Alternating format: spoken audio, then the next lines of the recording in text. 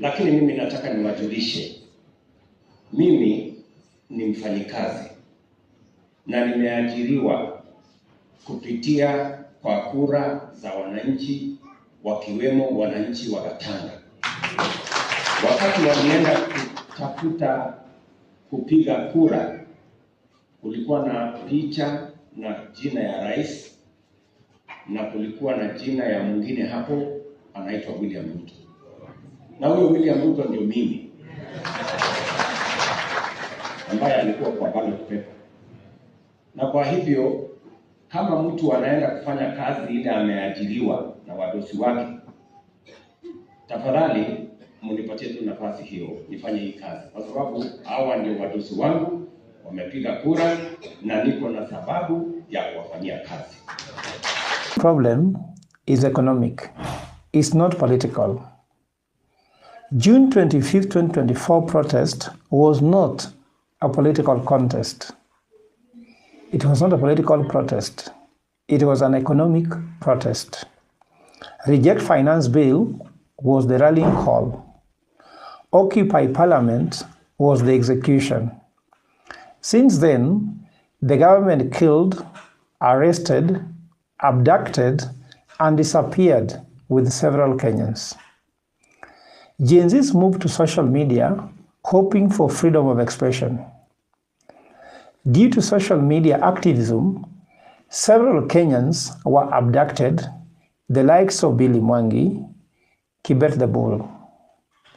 Others murdered, culminating in the brutal murder of Albert Omondi Ojwang, Boniface Kariuki, and now Julie Njoki. It became clear that neither the streets, police cells, social media, nor our homes are safe. Today we buried a 12-year-old Bridget Njoki who died from the police bullet while at her mother's house. Street protests resumed in the commemoration of June 25th.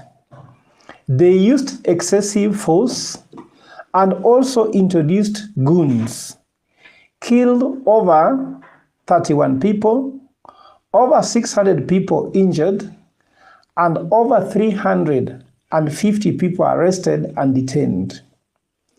Its ugliest face was seen in the death of Boniface Mwangi and Julie Njoki. Now President Ruto tells us that enough is enough. Issues shoot the leg orders after his CS Interior issued shoot to kill orders. As the chair of committee in Parliament in charge of security issues, shoot to kill orders.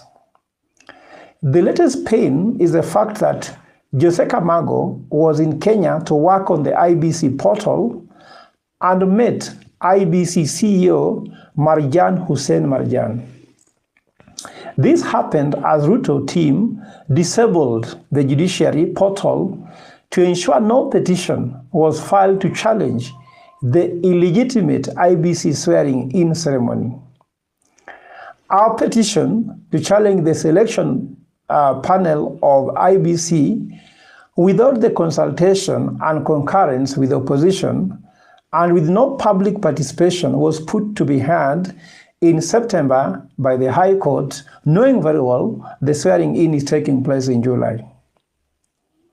The question is, if Ruto team can paralyze the judiciary portal 2 years before the general elections, just to buy time to install their puppet as IBC commissioners, how far will they go to rig the 2027 elections? We have every reason to not only be worried, but to be very worried about this regime's preparedness to bend the will of the Kenyan people in the 2027 polls, given the fact that this regime has stolen a lot of money in all sectors.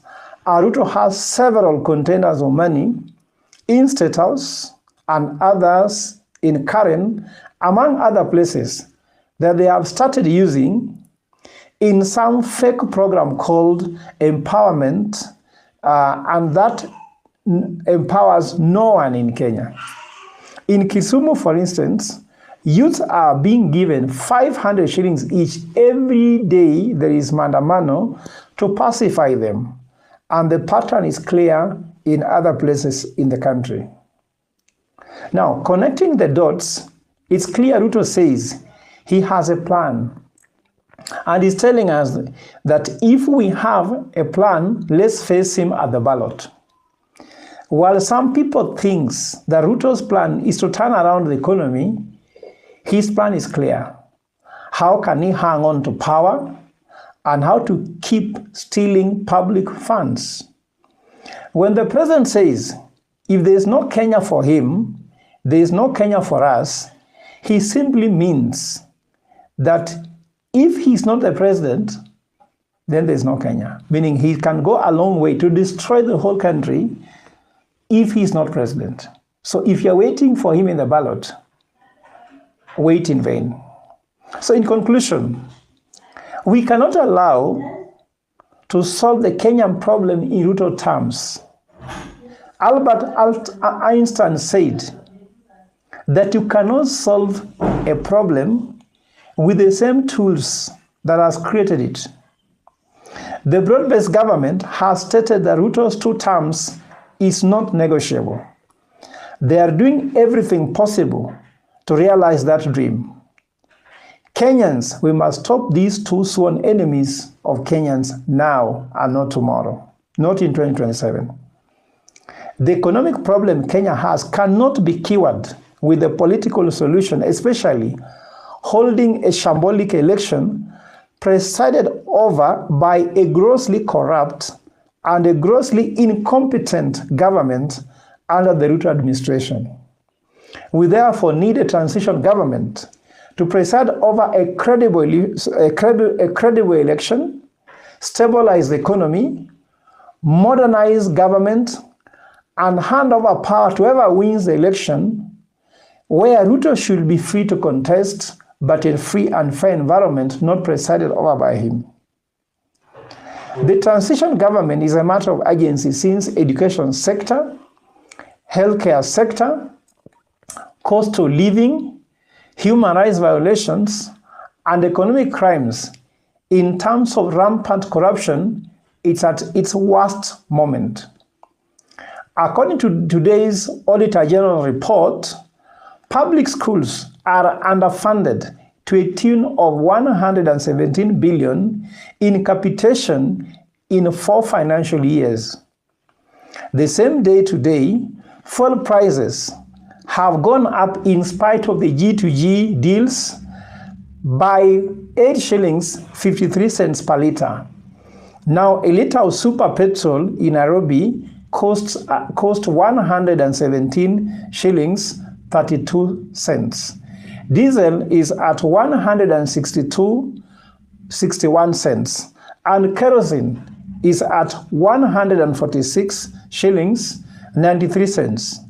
The increased cost of fuel will not only increase the household expenditure in terms of transport and electricity tokens, but will also affect the cost of production, thus killing the industrialization opportunities for Kenya that has deteriorated under the Kenya Kwanza administration from 12% of manufacturing to GDP to now 7% manufacturing to GDP.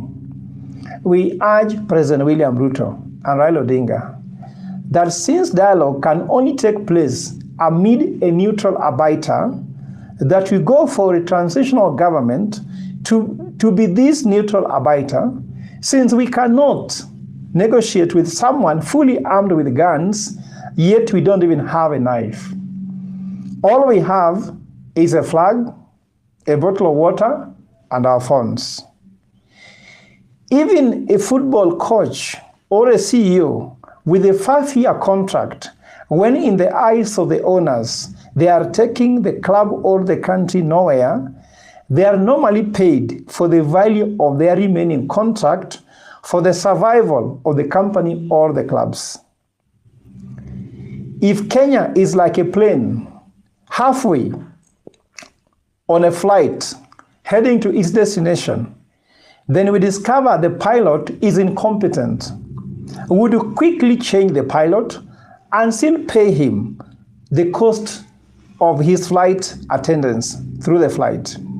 In that regard, we are ready to pay the price of giving William Ruto amnesty against human rights violation he has committed, economic crimes committed, and an attractive package in exchange of the 2.5 years for transitional government.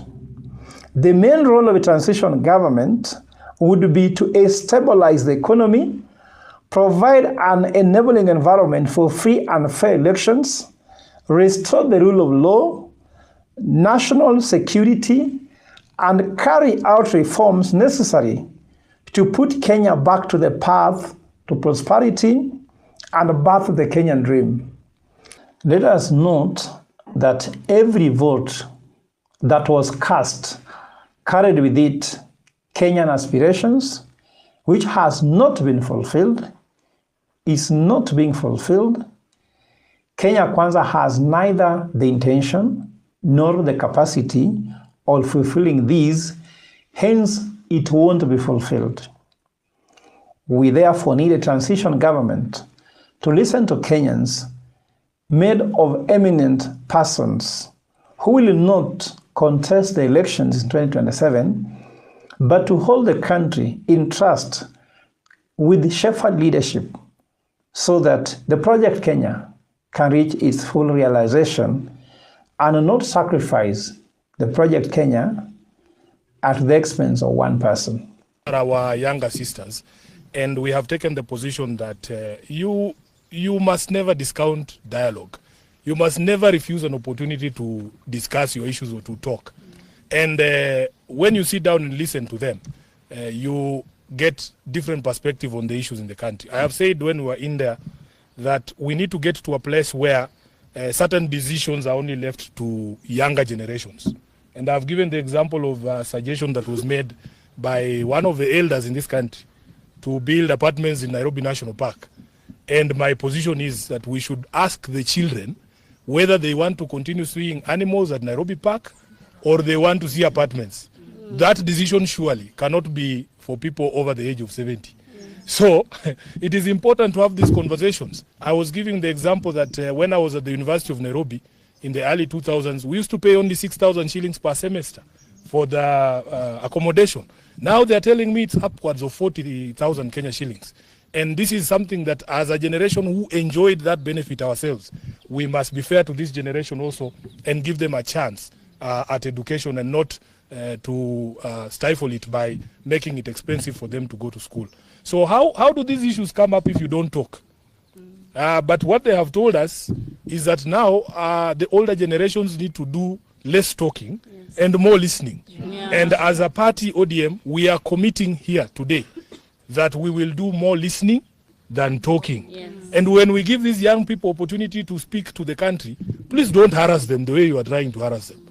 It is not fair. It is the first time that this young lady is answering questions from the press. And I have done this for 8 years. This can be very intimidating. Yes. So muwapeleke polepole hata nyinyi. Ndio tuwakubalie wafanye nini? Waongee. Si ati ukiongea unaanza kuulizwa maswali mingi. Hapana. Muwasikize. Sawa? My name is Omala from West TV. My question to you as SG, you've expressed your regrets as a party signing an MOU with you. So do you consider getting out of the MOU or you have to... That is not a decision for Sifuna. That is not a decision for Sifuna. You know how decisions of ODM are made. They are made after meetings of organs of the party. There is an NDC that has been called for October, is it? Yes. So I am sure once it, you know, Sifuna as SG, I am only a spokesperson. And a spokesperson cannot speak for themselves. You say things that have been resolved. So I am sure you will be welcome to Mombasa during the NDC. Decisions will be taken at that meeting and everybody will be told. Last question, Leoni Sato. Si ulikuwa ushauliza bro.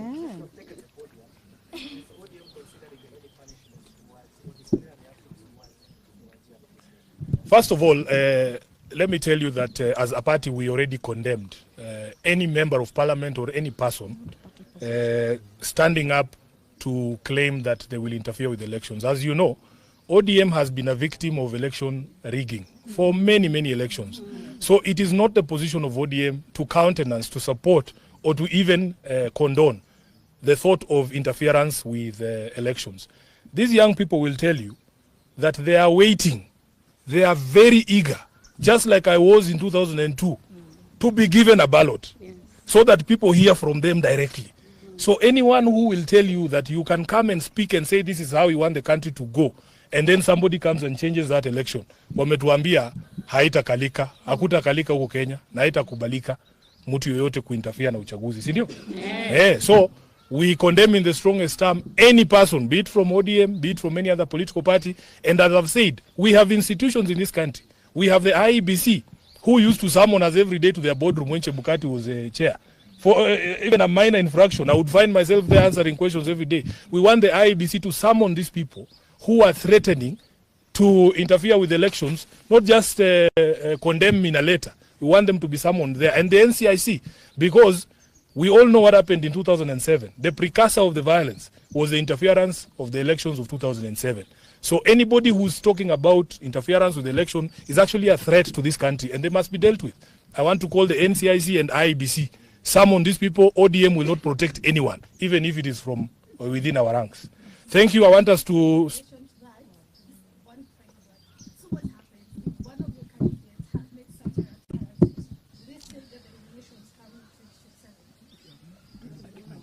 There is nothing like a candidate, Madam. You know, I've been a leader of this political party for 8 years now. I wish political parties had the powers that people imagine we do have. All of us, a political party only exists for politics. If, for instance, today I go and beat my neighbor at home, that is not a matter you ask ODM, what are you going to do to Sifuna? That is criminal conduct. That is why we are saying there are institutions who should enforce the law. If I go and break the law there, today I go and drink and fight in a bar, you don't ask Raila, what will you do to Sifuna? No. I should be arrested in the police and be taken to court, because political parties don't enforce criminal law. There is institutions for that. That is why the police exists. So anybody breaching the law, breaking the law, should be subject to the law. And that's what we are saying. For us, we can only condemn and disassociate ourselves from such pronouncements as believers in democracy.